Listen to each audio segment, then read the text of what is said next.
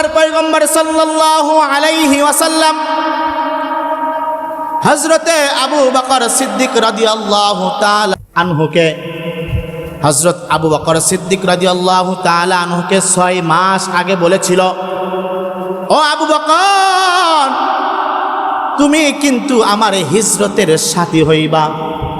আমার আপনার মায়ার নবী আবু বকরকে ডাক দেয়া বলছে, আবু বকর, তুমি কিন্তু আমার হিজরতের সঙ্গী হইবা, আমার সাথে তুমি হিজরত করবা। কতদিন আগে বলছে? 6 মাস আগে বলছে। 6 মাস পরে যখন আল্লাহর পয়গম্বর রাত্রির বেলা আবু বকরের ঘরের দরজায় নক করেছে, একবার ডাক দিয়েছে, আবু বকর।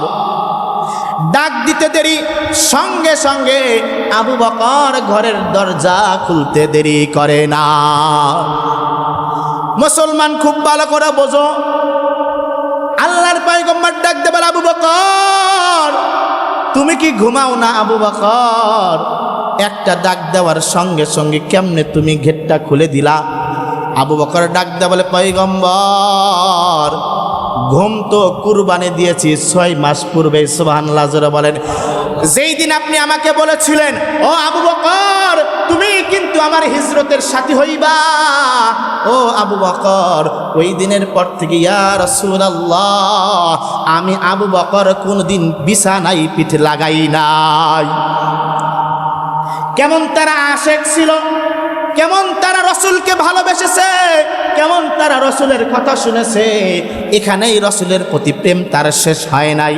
ও মুসলমান, একটু খুব ভালো করে শোনো, বোঝো। আল্লাহর পয়গম্বর আবু বকরকে লইয়া যখন মদিনার উদ্দেশ্যে রওনা হয়ে গেলেন, আবু বকর একবার সামনে যায়, আর একবার পিছনে যায়, আর একবার ডাইনে যায়, আর একবার বামে যায়। আল্লাহর পয়গম্বর ডাক দিয়ে বলে, ও আবু বকর, কেন তুমি চতুর্পাশ দিয়ে ঘোরাঘুরি করো? আবু বকর ডাক দেয়া বলে, পয়গম্বর, শত্রু তো আপনার চতুর্পাশেই আছে, শত্রু তো আপনার চতুর্পাশেই আছে। আমি সামনে যাই, আমার মন বলে কে যেন সামনে থেকে তীর নিক্ষেপ করতেছে, আমি সামনে দাঁড়ায় যাই। আবার আমার মন বলে কে যেন ডান দিক থেকে তীর মারতেছে, সঙ্গে সঙ্গে আমি ডান পাশে চলে আসি।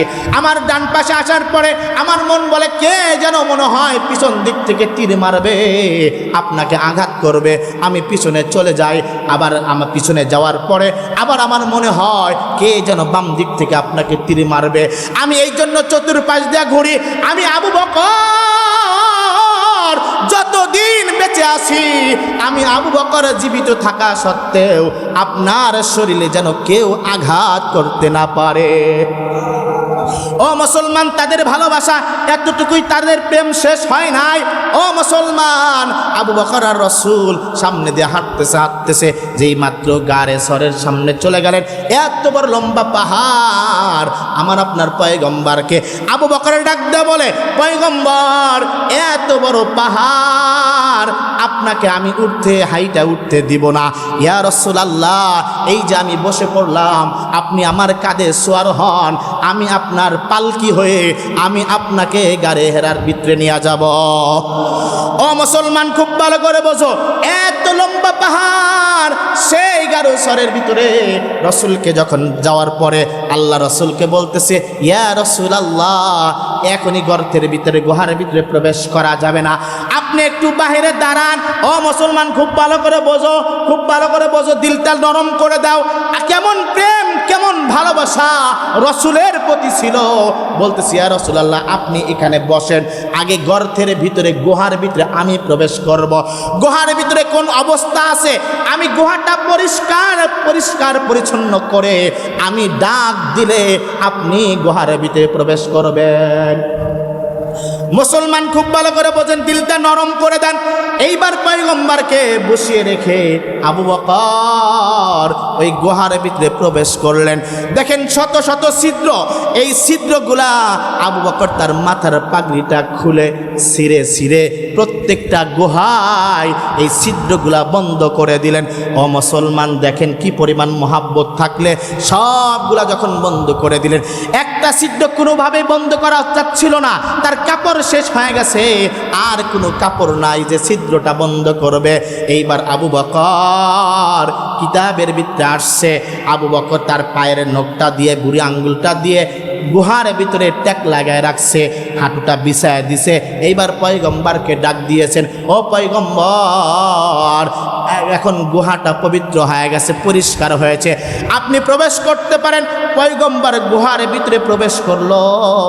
সঙ্গে সঙ্গে আল্লাহ রসুল আবু বকরের উরুর উপরে মাথা রেখে, রানে মাথা রেখে ঘুমিয়ে পড়লো। ও মুসলমান, দেখো কি পরিমাণ আবু বকর রসুলকে মহাব্বত করেছে, কি পরিমাণ রসুলকে ভালোবেসেছে। ওই যেই ছিদ্রটা বাকি ছিল পা রাখার কারণে, কিতাবের ভিতরে আসছে আবু বকরের পায়ের ভিতরে সাপে খালি দংশন করতেছে, সবল দিচ্ছিল, কামড় দিচ্ছিল। বিষের যন্ত্রণায় আবু বকর সহ্য করতে পারতেছিল না। কিন্তু আবু বকর সহ্য করতে না পারলেও কান্না করতেছে, কিন্তু লড়াচড়া করে না। কেন লড়াচড়া করে না? যে রসুলের ঘুমটা যদি ভেঙে যায়। কি পরিমাণ তাদেরকে ভালোবাসা ছিল। এই চিন্তা করতে করতে, এই কষ্ট যখন পাইতে পাইতে, কান্না করতে করতে চোখের পানি যখন পয়গম্বরের চেহারার উপরে পড়েছে, সঙ্গে সঙ্গে রসুলের ঘুমটা ভেঙে গেছে। আবু বকরের একটা আমল ছিল, রসুলকে সব সময় নজর কইরা দেখা, এটা হচ্ছে সবচেয়ে গুরুত্বপূর্ণ একটা আমল। ও মুসলমান, আন-নজরু ইলা একটা সুন্দর একটা আয়াত মনে হইতেছিল না? খুব ভালো করে শোনেন, আল্লাহ রসুলকে সব সময় নজর করে দেখা, এটা একটা আবু বকরের সবচেয়ে গুরুত্বপূর্ণ ইবাদত ছিল। এই ইবাদতের কারণে যেই মাত্র চোখ বেয়ে বেয়ে পানি পড়তেছিল, ও মুসলমান, এই চোখের পানি যখন রসুলের চেহারায় পড়ে গেছে, সঙ্গে সঙ্গে রসুলের ঘুম ভেঙে গেছে। আল্লাহর পয়গম্বর আবু বকরকে ডাক দিয়ে বলে, আবু বকর, কেন কান্নাকাটি করতেছেন? আপনার কি বাড়ির কথা মনে পড়ে গেল কিনা? আবু বকর ডাক দিয়ে বলে, না পয়গম্বর, বাড়ির কথা মনে পড়তেছে না। আপনার কি সন্তানদের কথা মনে পড়তেছে কিনা? না পয়গম্বর, সন্তানদের কথা মনে পড়ে না। ও আবু বকর, তাহলে কেন কান্নাকাটি করতেছেন? আবু বকর ডাক দিয়ে বলে, ইয়া রাসূলুল্লাহ, ইয়া হাবিবাল্লাহ, সাপে পায়ের ভিতরে দংশন করতেছে, কামড় দিচ্ছে। এই কামড়টা সহ্য করতে না পেরে চোখ বেয়ে বেয়ে পানি পড়তেছে। আল্লাহর পয়গম্বর সঙ্গে সঙ্গে আবু বকরের ওই যেই জায়গায় সাপে কামড় দিয়েছে, ওই জায়গাটায় তার থুতু মোবারকটা লাগাই দেওয়ার সঙ্গে সঙ্গে আবু বকরের শরীরের সাপের বিষ পানি হইয়া যায়। আরেকটু জোরে বলা যাবে কি সুবহানাল্লাহ? আবু বকরের শরীরের সাপের বিষ পানি হয়ে যায়। কিতাবের ভিতরে আসছে, সাপের জবান আল্লাহ খুইলা দিছে। সুবহানাল্লাহ, জোরে বলে। সাপ ডাক দেয় বলে, ইয়া রাসূলুল্লাহ, 100 বছর ধইরা আপনার অপেক্ষায় এখানে বসে আছি, হাজার হাজার ছিদ্র করছি, একটা দিয়ে আমি দেখব, কিন্তু আপনার আবু বকর সবগুলা ছিদ্র বন্ধ কইরা দিছে, আর একটা মাত্র ছিদ্র আছে যেটাতে আমার চিন্তা, এটা দিয়ে আমি আপনাকে দেখব। কিন্তু আবু বকর ওইটাতেও পাও লাগায় রাখছে। ইয়া রাসূলুল্লাহ, কামড় দিতাম না, শুধু আপনাকে দেখার জন্য আমি আবু বকরের পায়ে দংশন করেছি। ইয়া রাসূলুল্লাহ, আপনি আমাকে মাফ করে দেন। ও মুসলমান, শুধু মানুষ যে আল্লাহর নবীকে এতটা মহাব্বত করেছে তাই নয়, দেখেন সাপের কি পরিমাণ মহাব্বত ছিল, সাপেও মহাব্বত করছে। দেখেন এই মসজিদগুলার ভিতরে কোনো মানুষ কিন্তু বসত বাড়ি বানাইতে পারে না, কথা কন, কিন্তু কবুতর যদি মসজিদে বাসা বানায় তাকে তাড়ানো নিষেধ আছে। সুবহানাল্লাহ বলেন। ফকিরা বলেন যে কবুতর যদি মসজিদের ভিতরে বাসা বানায় তাকে তাড়ায় দিও না, তাদের পায়খানাও অপবিত্রও না। সুবহানাল্লাহ বললেন না?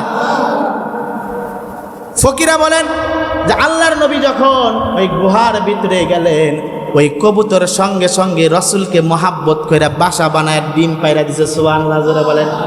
এই জন্য কবুতর কিন্তু দেখবেন যারা সৌদি হজ করতে গেছেন তারা মক্কার উপরটা কিন্তু কবুতর সবসময় বনবন করে করে কথা কান ঠিক না ঠিক।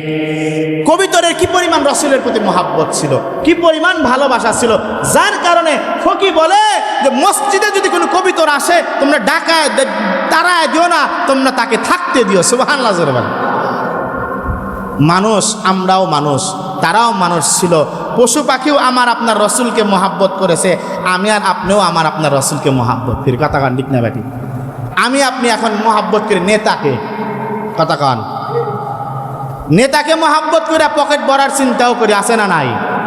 অমুক নেতার পিছনে ঘুরলে দিন শেষে হয়তো 200-400-500 টাকা পাওয়া যেতে পারে, কোনোদিন নাও পাওয়া যায়। আবার কোনো মানুষ তো এমনও আছে 1 কাপ চার বিনিময় সারাদিন নেতার পিছনে ঘোরে।